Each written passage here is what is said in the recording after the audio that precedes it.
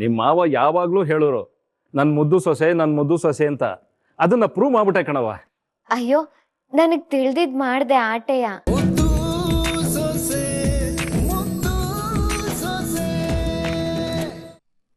ನಿಂಗೆ ಧೈರ್ಯ ಇದ್ರೆ ಸಭೆಗ್ ಬಂದು ಎಲ್ರ ಮುಂದೆ ಮಾತಾಡ್ತೀಯ ನೀನು? ನೀನ್ ಏನೇ ಅನ್ಕೊಂಡಿದ್ಯಾ? ಚಿಕ್ಕತ್ತೆ, ಯಾರೋ ಮಾಡಿದ ತಪ್ಪಿಗೆ ಮಾವಯ್ಯನ ಹೆಸರು ಹಾಳಾಗ್ಬಾರ್ದು ಅನ್ನೋ ಕಾರಣಕ್ಕೆ ಹಿಂಗ್ ಮಾಡ್ಬೇಕಾಗ್ ಬಂತು.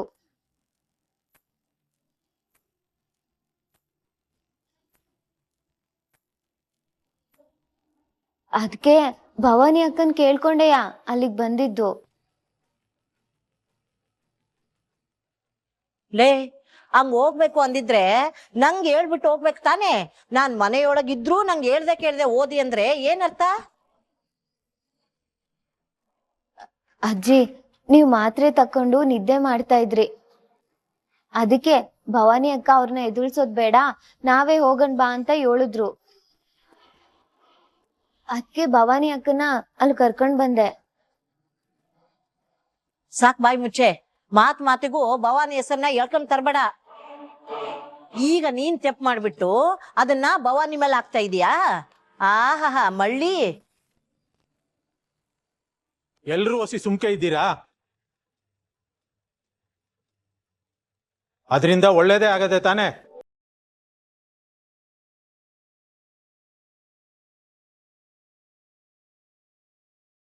ಇವತ್ತು ಅವಳು ಅಲ್ಲಿ ಬರ್ದೇ ಹೋಗಿದ್ರೆ ಅಣ್ಣನ್ಗೆ ಏಟ್ ಅವಮಾನ ಆಗಿರೋದು ಅಂತ ಯಾರು ಯೋಚನೆ ಮಾಡಿದ್ದೀರಾ?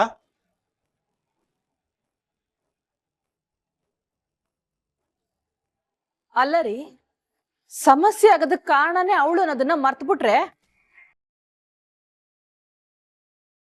ಇವತ್ ಏನೇನ್ ಆಗದೆ ಅದಕ್ಕೆಲ್ಲ ಕಾರಣ ಇವಳೆಯ. ಖಂಡಿತವಾಗ್ಲೂ ಇಲ್ಲ ಚಿಕ್ಕತ್ತೆ. ಇಲ್ದೆ ಇದೆಲ್ಲ ನಾಟಕ ಮಾಡ್ದ? ಅಲ್ಲ, ಯಾರೋ ಬಂದು ನಿಮ್ ಹೋಟ್ಲ್ ನೋಡ್ದಾಕಿದ್ರೆ ಅದೇಂಗ್ ಇಟ್ಟೊಂದ್ ದೊಡ್ಡಾಯ್ತದೆ? ಈ ಕೆಟ್ಟೋರು ಅಂಗೆಯ ಸಾವಿತ್ರಿ ಅಮ್ಮ, ಬೆನ್ನಿಂದನೇ ಕತ್ತಿ ಮಸಿಯೋದು.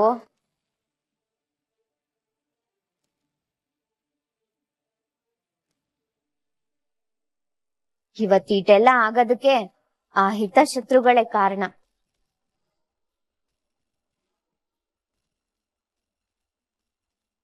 ವಿದ್ಯಾ, ನೀನ್ ಯಾವ ಹಿತಶತ್ರುಗಳ ಬಗ್ಗೆ ಮಾತಾಡ್ತಿದ್ಯಾ? ಕೆಲವ್ರು ಅವರೇ ಅತ್ತೆ. ಆದಷ್ಟು ಬಿರ್ನೆ ಅವ್ರ ಬಂಡವಾಳ ಎಲ್ಲ ಆಚೆಗ್ ಬರ್ತದೆ.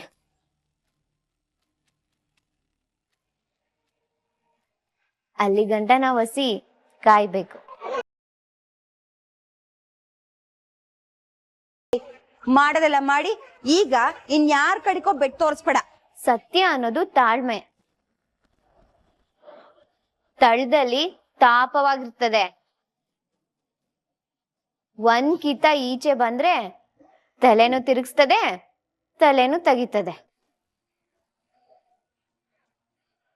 ಅದಕ್ಕೆ ಜಾಸ್ತಿ ಟೈಮ್ ಹಿಡಿಯಕ್ಕಿಲ್ಲ. ಆ ಹೋಟ್ಲು ಹೋಗಿ ಗಲಾಟೆ ಮಾಡಕ್ಕೆ ರೌಡಿಗಳನ್ನ ಕಳಿಸ್ದವ್ರು ಯಾರು ಅನ್ನೋದು ಗೊತ್ತಾಯ್ತು.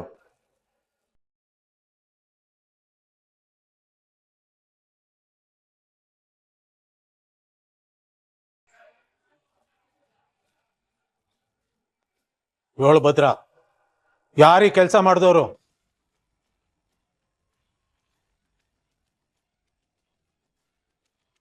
ನಾನು ಆ ಕೆಲಸ ಮಾಡಿಲ್ಲ ಅಂತ ಗೊತ್ತಾದ್ಮೇಲೆ ಯಾರು ಮಾಡೋರು ಅಂತ ತಿಳ್ಕೊಂಡು ನಾವೇನ್ ಮಾಡ್ಬೇಕು ಗೋವಿಂದ?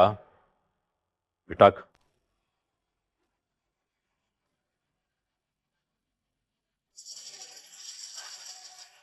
ತಿಳ್ಕೋಬೇಕು ಅಪ್ಪಯ್ಯ, ತಿಳ್ಕೊಳ್ಳೇಬೇಕು. ಆ ತಪ್ಪನ ಮಾಡಿರೋರು ಇನ್ಯಾರು ಅಲ್ಲ, ಈ ಮನೆಗೆ ಸಂಬಂಧಪಟ್ಟಿರೋರೇ.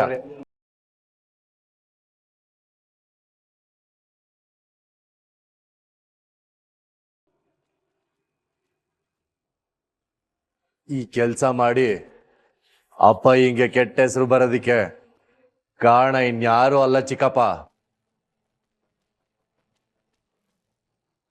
ಏನು ಕಾಣದ್ ಮಳ್ಳಿ ಹಂಗ್ ನಿಂತವಳು ನೋಡು, ಇವಳೆಯ.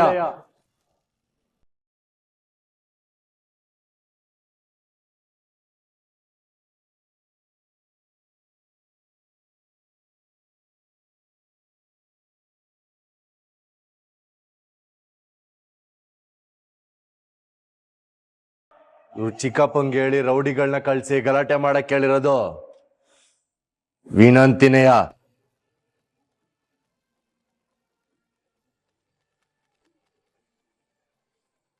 ಅಯ್ಯೋ ಭದ್ರಪ್ಪ ಯೋನ್ ಹೇಳ್ತಾ ಇದ್ಯಾ?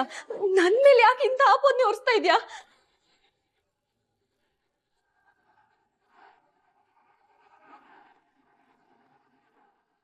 ಇವ್ನ ಹೆಂಡ್ರನ್ನ ಇವ್ರ ಮನೆಯವ್ರನ್ನ ಕಾಪಾಡಕ್ಕೆ ನನ್ ಮಗಳ ಮೇಲೆ ಯಾಕೋ ಸುಮ್ನೆ ಆಪಾದನೆ ಮಾಡ್ತಿದ್ಯಾ? ಯಾಕತ್ತೆ ಈ ಪಾರ್ಟಿ ಒದ್ದಾಡ್ತಾ ಇದ್ದಿ? ಸಾಕ್ಷಿ ಇಲ್ದೆ ಈ ಭದ್ರ ಯಾರ ಮೇಲೂ ಸುಮ್ಕೆ ಆರೋಪ ಮಾಡಕ್ಕಿಲ್ಲ. ಪಕ್ಕ ಸಾಕ್ಷಿ ಸಮೇತವಾಗೆ ಬಂದಿವ್ನಿ.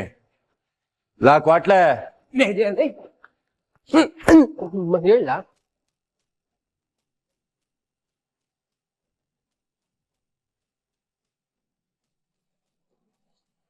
ವಿಷಯ ಏನು ಅಂತ ಕಕ್ಕೋಸ್ಲಾ? ಏನ್ ಮಕ ನೋಡ್ಕೊಂಡು ನಿಂತಿದ್ಯಾ? ಬಗುಳ್ಳಲ್ಲ ಹೇಳ್ತೀನಿ. ನಾವೆಲ್ಲ ಈ ವಿನಂತಿ ಅವರಲ್ಲ, ಅವ್ರ ಚಿಕ್ಕಪ್ಪನ ಜೊತೆ ಕೆಲಸ ಮಾಡೋರು. ನೆಂದಿನ ಫೋನ್ ಮಾಡಿ ಆ ಓಟ್ಮನ್ ಹೊಡೆದಾಕಿ ಅಂತ ಹೇಳಿದ್ರು. ಅದಕ್ಕೆ ಆ ಕೆಲಸ ಮಾಡಿದ್ವಿ.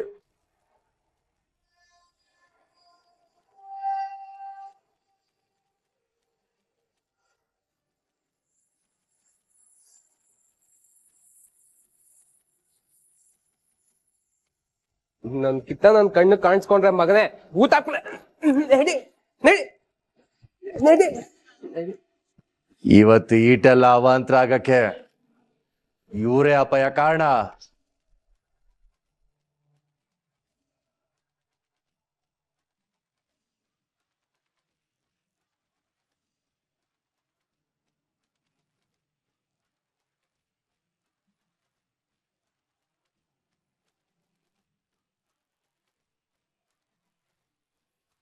ಇಂಥ ಕೆಲಸ ಮಾಡೋದಕ್ಕೆ ನಾಚಿಕೆ ಆಗಕ್ಕಿಲ್ವ ಸಾವಿತ್ರಿ?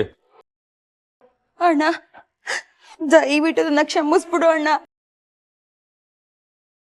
ಹಿಂಗಾಯ್ತದೆ ಅಂತ ನನಗ್ ಗೊತ್ತಿರ್ಲಿಲ್ಲ.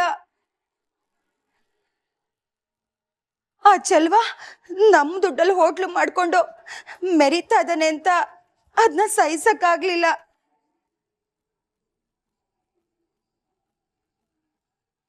ನಿಂಗೀಟೆಲ್ಲ ಅವಮಾನ ಮಾಡಿದವರು ನಮ್ ದುಡ್ಡಲ್ಲಿ ಬದುಕ್ತಾ ಇದ್ದಾರೆ ಅಂತ ಅದು ನೋಡಕ್ಕಾಗ್ದೆ ಹಿಂಗೆಲ್ಲ ಮಾಡ್ಬಿಟ್ಟೆ ಅಣ್ಣ.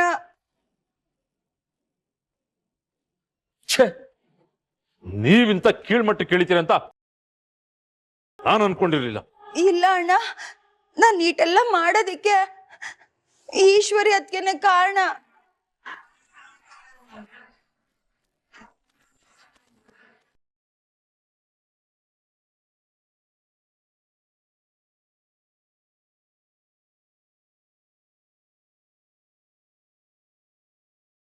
ಇದ್ರಿ ಅಂತ ಕಾಣುತ್ತೆ. ನಾನು ಬಂದಿದ್ದೇನೋ ತೊಂದರೆ ಆಗಿಲ್ಲ ತಾನೆ? ಚೇಚೆ ಹಾಗೆಲ್ಲ ಏನಿಲ್ಲ ಸಾಹೇಬ್ರೆ.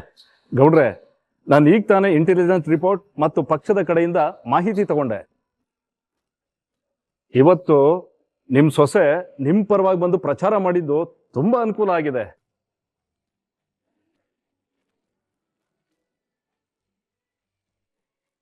ನಿಮ್ಗೆ ಮೊದಲಿಗಿಂತೂ ಒಳ್ಳೆ ಹೆಸರು ಬಂದಿದೆ.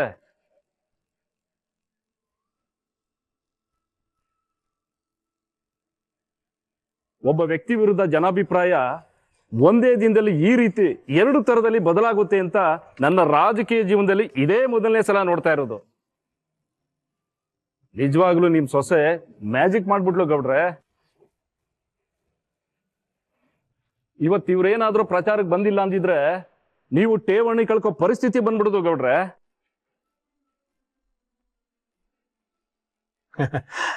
ನಾವು ಅದೇ ವಿಷಯ ಮಾತಾಡ್ತಾ ಇದ್ವಿ ಸಾಹೇಬ್ರೆ. ಓ ಹೌದಾ? ಗೌಡ್ರೆ, ನಾನು ಇವಾಗ ಯಾಕೆ ಬಂದೆ ಅಂದ್ರೆ ಹೈಕಮಾಂಡ್ನಿಂದ ಫೋನ್ ಮಾಡಿದ್ರು. ನಾಳೆ ಪೂರ್ತಿ ನಿಮ್ ಮಗ ಮತ್ತು ಸೊಸೆನ ಜೊತೆಲಿ ಕರ್ಕೊಂಡು ಪ್ರಚಾರ ಮಾಡಬೇಕು ಅಂತ ಹೇಳ್ಬಿಡಿ ಅಂತ ಹೇಳಿದ್ರು.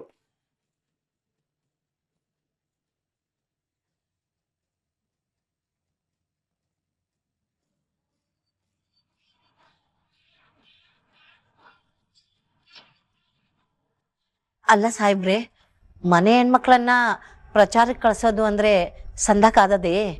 ನೀವ್ ಹೇಳ್ತಾ ಇರೋದು ಸರಿಯಾಗಿದೆ ಅಮ್ಮ ಅವ್ರೆ. ಆದ್ರೆ ಸದ್ಯದ ಪರಿಸ್ಥಿತಿಯಲ್ಲಿ ಪ್ರಚಾರ ಮಾಡಲೇಬೇಕಾಯ್ತದೆ. ಈಗೇನಾದ್ರೂ ಶಿವರಾಮೇಗೌಡರು ಸೊಸೆ ಜೊತೆ ನಿಂತು ಪ್ರಚಾರ ಮಾಡದೆ ಹೋದ್ರೆ ಶಿವರಾಮೇಗೌಡರು ಬಲವಂತವಾಗಿ ಸೊಸೆ ಕೈಲಿ ಹೇಳಿಕೆ ಕೊಡ್ಸವ್ರೆ ಅಂತ ವಿರೋಧ ಪಕ್ಷದವರು ಮಾತಾಡಕ್ ಶುರು ಮಾಡ್ತಾರೆ.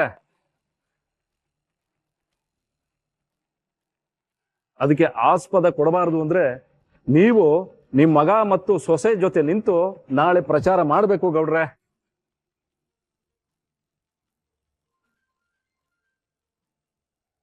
ನೋಡಿ, ಹೈಕಮಾಂಡ್ನವರೇ ಫೋನ್ ಮಾಡ್ತಾ ಇದ್ದಾರೆ, ತಗೊಳ್ಳಿ ಮಾತಾಡಿ.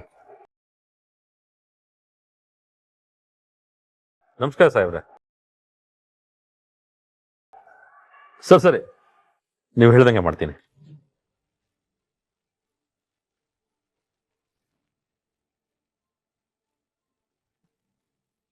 ಅದಕ್ಕೆ ಹೇಳ್ತಿರೋದು, ನಾಳೆಯಿಂದ ನೀವು ಪ್ರಚಾರ ಶುರು ಮಾಡಿ. ನೀವು ಹೇಳ್ತಾ ಇರೋದು ವೈಯಕ್ತಿಕವಾಗಿ ನನಗೆ ಇಷ್ಟ ಇಲ್ಲದೆ ಹೋದ್ರೂ ನಾಯಕರು ಹೇಳ್ದಂಗೆ, ನೀವು ಹೇಳ್ದಂಗೆ ನಾನು ಮಾಡ್ತೀನಿ ಸಾಹೇಬ್ರೆ. ತುಂಬಾ ಸಂತೋಷ ಆಯ್ತು ಗೌಡ್ರೆ. ನೋಡಮ್ಮ, ಇವತ್ತು ನಿಮ್ಮ ಮಾವನ ಹೆಸರು ಮಾತ್ರ ಅಲ್ಲ, ನಮ್ಮ ಪಕ್ಷದ ಹೆಸರನ್ನು ಉಳಿಸ್ಬಿಟ್ಟೆ.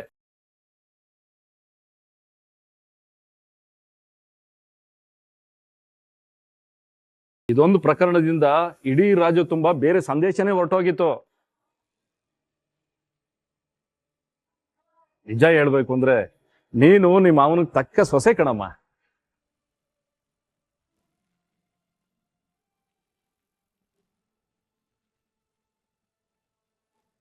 ನಿಮ್ಮ ಮಾವ ಯಾವಾಗ್ಲೂ ಹೇಳೋರು, ನನ್ ಮುದ್ದು ಸೊಸೆ ಅಂತ. ಅದನ್ನ ಪ್ರೂವ್ ಮಾಡ್ಬಿಟ್ಟೆ ಕಣವ. ಅಯ್ಯೋ, ನನಗ್ ತಿಳ್ದಿದ್ ಮಾಡ್ದೆ ಆಟೆಯ. ಗೌಡ್ರೆ, ನಾಳೆ ಸಾಧ್ಯ ಆದಷ್ಟು ಹಳ್ಳಿಗಳಿಗೆ ಭೇಟಿ ಕೊಡಿ. ಅದನ್ನ ಸೋಷಿಯಲ್ ಮೀಡಿಯಾ ಟೀಮು ಎಲ್ಲಾ ಕಡೆ ರೀಚ್ ಆಗುವಾಗೆ ನೋಡ್ಕೋತಾರೆ. ಸರಿ ಗೌಡ್ರೆ, ನಾನಿನ್ ಬರ್ತೀನಿ.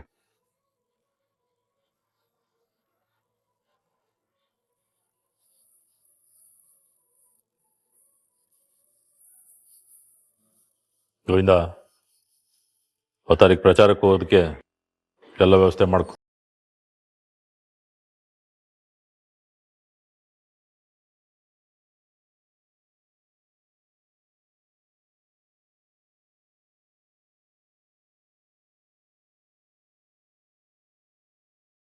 ಅಣ್ಣ ಹೇಳದ್ ಕೇಳಿಸ್ಕೊಂಡ? ಬೆಳಗ್ಗೆ ಬೇಗ ಎದ್ದು ಸಿದ್ಧ ಆಗ್ಬಿಡು. ಸರಿ ಚಿಕ್ಕಪ್ಪ.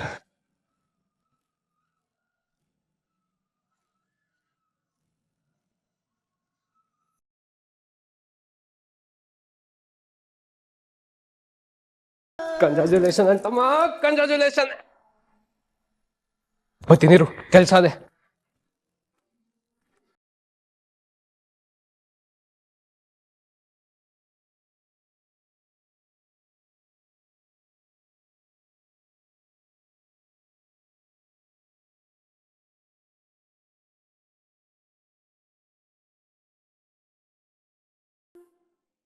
ವಿದ್ಯಕ್ಕ, ಆಗದೆಲ್ಲ ಒಳ್ಳೇದ್ಕೆ ಅಂತ ಹೇಳೋದು ಇದ್ಕೆ ಅನ್ಸ್ತದೆ. ನೋಡ್ತಾ ಇರು, ಆದಸ್ ಬಿರ್ನೆ ದೊಡ್ಡ ಮಾವನಿಂದ ಕ್ಷಮಿಸ್ಬಿಡ್ತಾರೆ. ನಾನು ಅದೇ ನಿರೀಕ್ಷೆನಲ್ಲಿ ಇದೀನಿ ಚಂಪಾ. ಅದ್ಯಾವ್ರು ಅದ್ಯಾವಾಗ ಆ ಗಳಿಗೆ ಕೊಡ್ತಾನೋ.